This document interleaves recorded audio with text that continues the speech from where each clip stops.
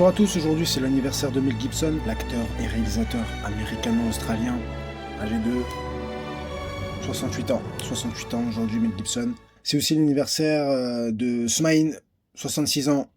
Qui l'aurait dit, je pensais pas. Je pensais qu'il était plus jeune que ça. C'est l'anniversaire de Michael Schumacher, le septuple champion du monde de Formule 1, qui fête ses 55 ans. Et qui, suite à son grave accident de ski à Méribel en France en 2013, se trouve toujours dans l'impossibilité, d'après les témoignages de son entourage, de communiquer, de marcher, voire même de se mettre debout. Donc force à lui quand même. L'anniversaire de Thomas Bangalter, le plus grand en taille des deux Daft Punk, 49 ans. C'est aussi l'anniversaire de Greta Thunberg, 21 ans. La jeune militante écolo suédoise engagée dans la lutte contre le réchauffement climatique et qui a connu une popularité mondiale lors d'une prise de parole au siège des Nations Unies en 2019. People are suffering. People are dying.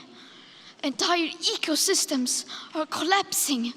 We are in the beginning of a mass extinction, and all you can talk about is money and fairy tales of eternal economic growth. How dare you? Delphine Wittspieser, Miss France 2012, 32 ans.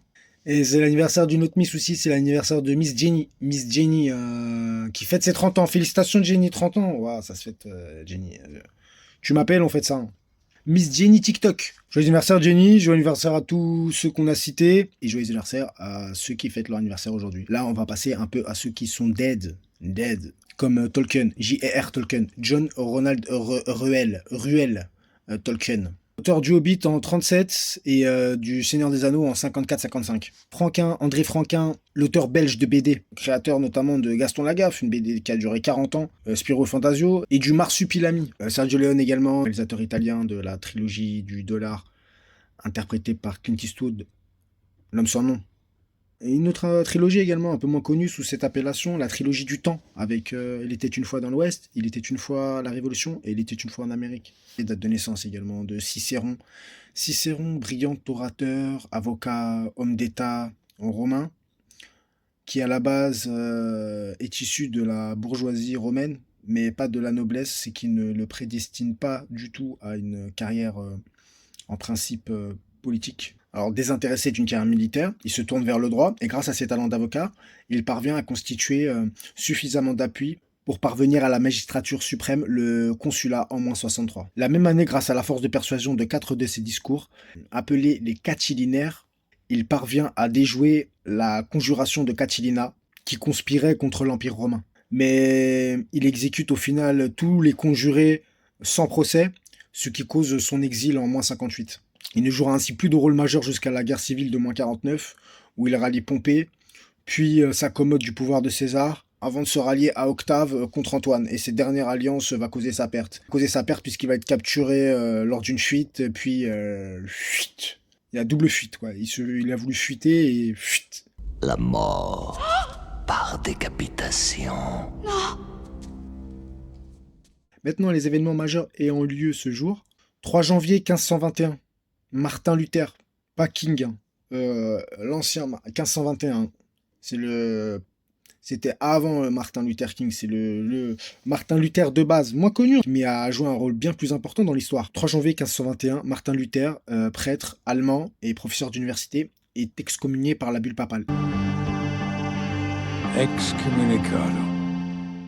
Excommunié, c'est-à-dire rejeté d'une communauté, alors que lui-même était prêtre, donc il est rejeté de la religion chrétienne. Excommunié car son texte de 95 thèses est jugé comme hérétique. L'ensemble des 95 thèses entend revenir aux sources originelles du christianisme, pose la critique de la hiérarchie ecclésiastique, du pouvoir de l'église catholique, mais du coup de l'église tout court à l'époque, aussi lié au commerce des indulgences. Commerce des indulgences qui consiste à accorder la rémission, c'est-à-dire le pardon des péchés contre une somme d'argent. Pratique validée par la papauté.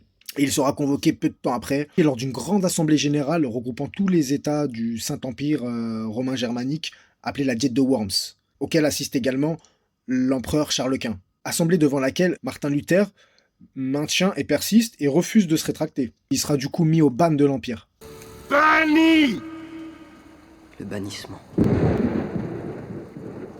Il ne sera pas exécuté du fait probablement de sa popularité du fait de l'essor de l'imprimerie apparu très peu de temps avant, en 1454. Son texte circule déjà en réalité dans toute l'Europe dans plusieurs langues. Il sera ainsi l'initiateur du protestantisme, 95 propositions qui tiennent en une phrase.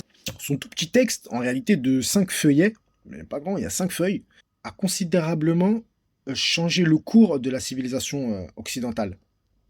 Et enfin, le 3 janvier 1957, la firme américaine Hamilton présente la toute première montre électrique de l'histoire, la Ventura. Wow. Et son design, wow, la Ventura, pas mal. C'est la toute première fois qu'une montre fonctionne grâce à l'énergie d'une pile. Son mécanisme électrique et non électronique lui permet de fonctionner sans avoir besoin d'être remonté. 10 ans de recherche auront été nécessaires afin de la mettre au point, mais le succès a été immédiat. Succès qui tiendra jusqu'au début des années 70, car le concept sera quelque peu dépassé face à l'essor des nouvelles montres électroniques, cette fois-ci. Des modèles identiques aux premières Ventura Hamilton sont toujours produites par la société et sont commercialisées aux alentours de 1000 $. Donc voilà, c'est tout pour aujourd'hui. Merci d'avoir suivi. Et je suis en Nagui. Là, je parle comme Nagui, ça fait pas plaisir. Merci d'avoir suivi. Encore une fois, joyeux anniversaire et à demain. Excommunicado.